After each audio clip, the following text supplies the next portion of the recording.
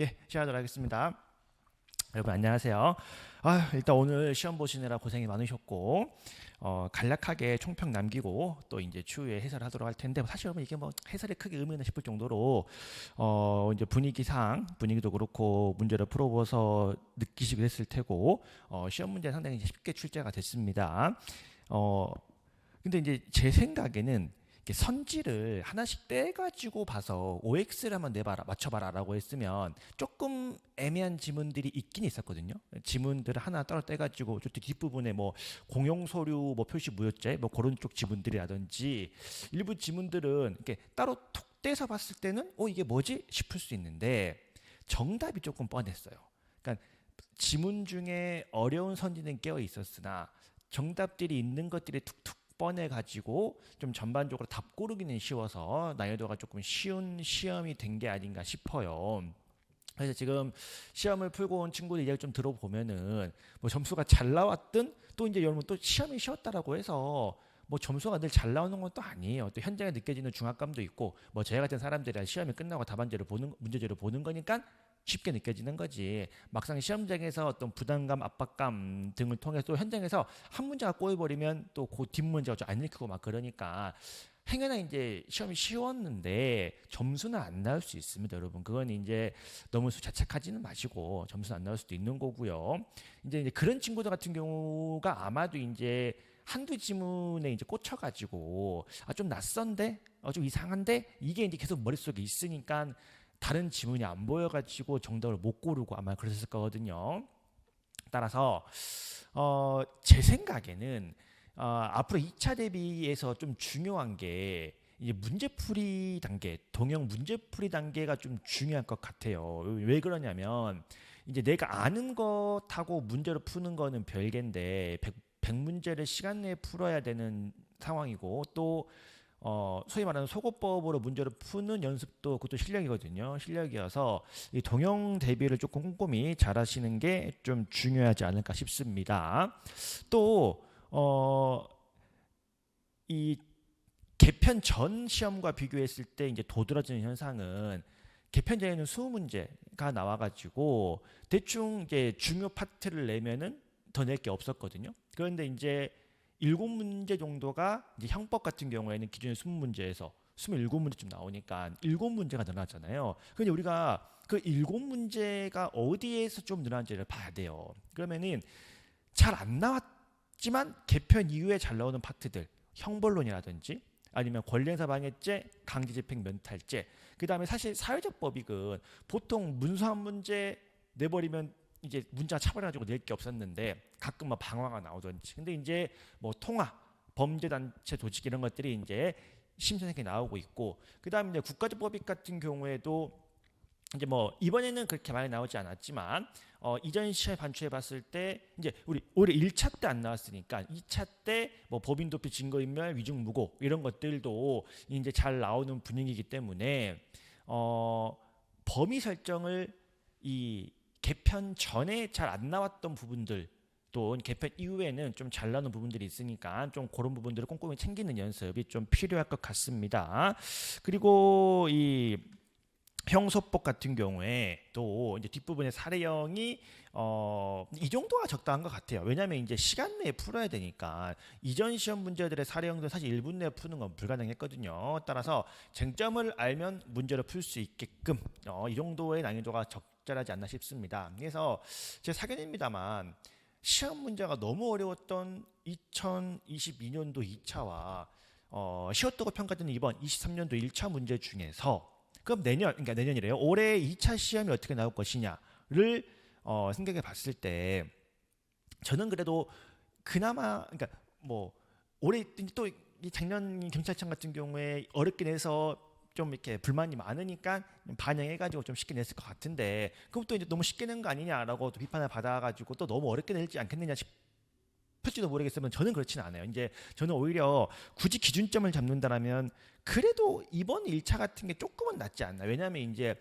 저번 2차는 공부를 열심히 해도 문제를 못 푸는 것들이 많은데 이번 1차는 열심히 하면 문제는 풀 수 있고 어떻게 실수를 줄이냐 마냐의 싸움이기 때문에 오히려 실력을 가늠하는 데는 올해 이 1차 문제가 그나마 좀 변별력이 있지 않는 생각이 조금 들기는 듭니다. 따라서 또 아마 그럴 것 같아요.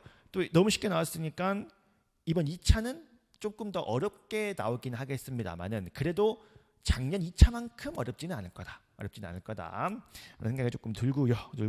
그래서 조금 종합을 해보면 시험 문제는 쉬웠고 그래도 이제 개 중에 조금 애매한 것들이 조금 있어가지고 한 우리 형사법 같은 경우에는 한 80점 중반대에서 좀 선이 정해지지 않을까 싶고요. 그 다음에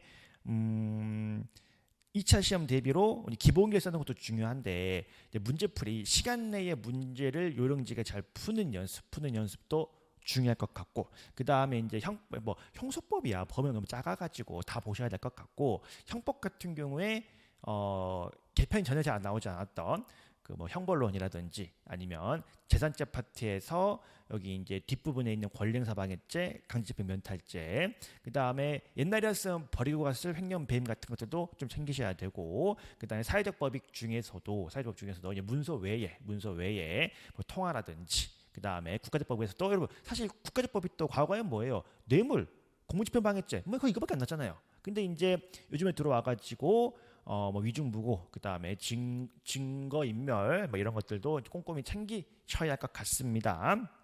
해서 총평 이 정도로 마치고로 하고요. 중요한 거는 일단 시험 보신 분 다 고생했어요. 이거 또 제가 안타까운 거는 시험이 좀 쉽게 나왔는데 시험 못 볼 수 있어요. 그거 저도 그랬고 저도 이제 그 말도 못해. 시험이 어렵게 나왔으면 어렵게 나왔다라고 다 같이 욕하면 되는데 시험 문제가 쉽게 나왔는데 주변에 다 잘 봤다 그러는데 나만 못 본 것 같은 느낌이 들 때 스스로가 되게 초라해지고 좀 약해지는데 생각하지 마시고요. 그럴 수 있습니다. 그럴 수 있어서 너무 위축되지 마시고요. 일단 시험 실수할 수도 있는 거니까 좀 오늘 좀 푸시고 하루 다음 주까지 좀 쉬시고 진짜 고민해 보셔야죠. 올해 2차를 또 대비를 할 것이냐 아니면 다른 길을 알아볼 것인지를 고민을 해 보셔야 되는데 그때 내가 한번 정말 열심히 했는지를 돌아봤으면 좋겠어요. 그래서 내가 정말 이 길을 가야겠다라고 마음을 먹었으면은 내가 시험을 못 봤는데 시험이 이렇게 어렵게 나왔는데 점수가 이거밖에 안 나오는데 한다고 가능성이 있을까? 가능하죠, 여러분. 내 실력보다 점수가 안 나올 수도 있는 거고 또 문제점을 계산해서 바꾸면 되는 거니까 한번 고민을 한번 해보시고 대신에 이제 너무 자존감을 떨어뜨리지는 마세요. 시험 이거 뭐라고 자존감 떨어뜨리겠습니까? 그래서 시험도 못 본 거 가지고 너무 위축되지 마시고 좀 점수가 괜찮으신 분들은 또 빨리 체력 준비하셔야 되겠고요. 대신에 준비를 한다면 기본 플러스 이제 문제 푸는 연습 그다음에 범위 설정을 잘 해서 대비를 했으면 좋겠습니다. 시험 보신 분들 모두 고생 많으셨고요. 저희는 또 다음에 뵙도록 하겠습니다. 고생하셨습니다. 여러분 지금 올해 1차 경찰 시험의 40번 문제에서 4번이 정답이 되냐 마냐 조금 말이 있는 것 같아가지고 우리 파렴경찰학원 형사법 강사 개인의 사견으로서 조금 말씀을 드려보겠습니다. 아마 이게 지금 40번에 4번이 문제가 된다 안 된다 양측의 법리는 똑같을 거예요. 양측의 법리는 지금 이건 다툼이 없죠. 이건 누구나 아는 내용이고 공범이고 공동 피고인이고 얘들은 기본적으로 뭐가 없기 때문에 원칙적으로는 증인 적격이 없죠. 증인 적격이 없고 뭘 해야 돼요? 변론을 분리해서 재판에서 떼어내야 그래야 증인 적격이 있을 거라서 만약에 이제 이 상태에서 허위 진술을 하게 되면 이때는 위증이 될 텐데 만약에 이 상태 그대로 이야기를 해버리면은 증인도 안 되는 놈이 이야기를 한 거니까 위증이 될 수가 없겠죠. 그러면 이거는 누구나 동의하는 문제가 될 테고, 그럼 이제 어찌 보면 이거 국어적인 문제라고 봐야 되나, 아니면 문제를 바라보는 입장을 해야 될까요?